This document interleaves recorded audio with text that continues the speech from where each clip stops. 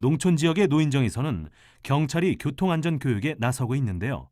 그 이유는 교통사고 사망자 가운데 65세 이상 노인의 비율이 늘고 있기 때문입니다. 눈 깜짝할 사이에 벌어지는 아찔한 보행사고. 특히 노인의 보행사고가 늘고 있다고 합니다. 고령자들은 시력, 청력, 주의력, 반응 속도 저하 등 신체적 변화로 인해 보행사고에 쉽게 노출되기 때문에 보행 안전에 유의해야 하는데요. 안전한 보행을 위한 안전수칙 함께 알아보시죠.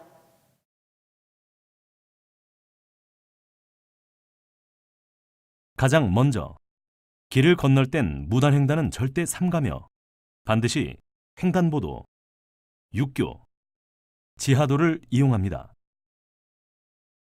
도로 횡단을 할 땐 절대 뛰지 말고 횡단보도 앞에서 멈춰선 후 주변을 잘 살핀 다음 건너야 하는데요. 녹색 신호가 들어왔더라도 차가 오는 방향, 안 오는 방향, 그리고 차가 오는 방향 순으로 좌우를 살펴서 차가 오는지 확인합니다.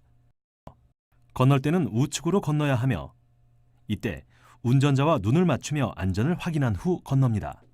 보행 신호가 깜빡일 때는 무리하게 건너지 않고 다음 신호에 건넙니다.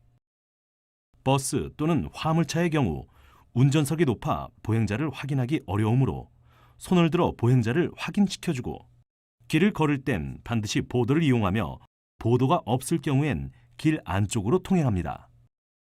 보행 시에는 휴대전화를 사용하거나 음악을 들으면서 걷지 않습니다. 만일 보도에 장애물이 있어 차도로 내려와야 하는 경우엔 반드시 뒤쪽에서 차가 오는지 확인하고 차도로 내려옵니다.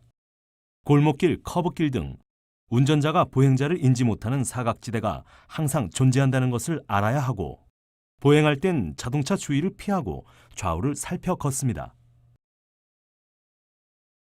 이 밖에도 야간에는 과속하는 차량이 많고 도로가 어두워 운전자가 보행자를 발견하지 못하는 경우가 많으므로 야간 보행 시에는 야간 조끼나 야광 스틱, 야광 모자 등을 활용하거나 가급적 밝은 색의 옷을 입고 통행하며 자동차 전조등 빛이 비추는 범위를 넘어설 경우 역시 조심히 보행합니다.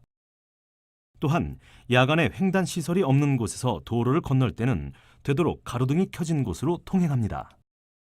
그리고 노인 보행 사고가 가장 많이 일어나는 겨울에는 보행이 불편할 경우 지팡이나 보행기 등 보조기구를 이용하고 눈이나 비 오는 날에는 가급적 혼자 외출하지 않습니다.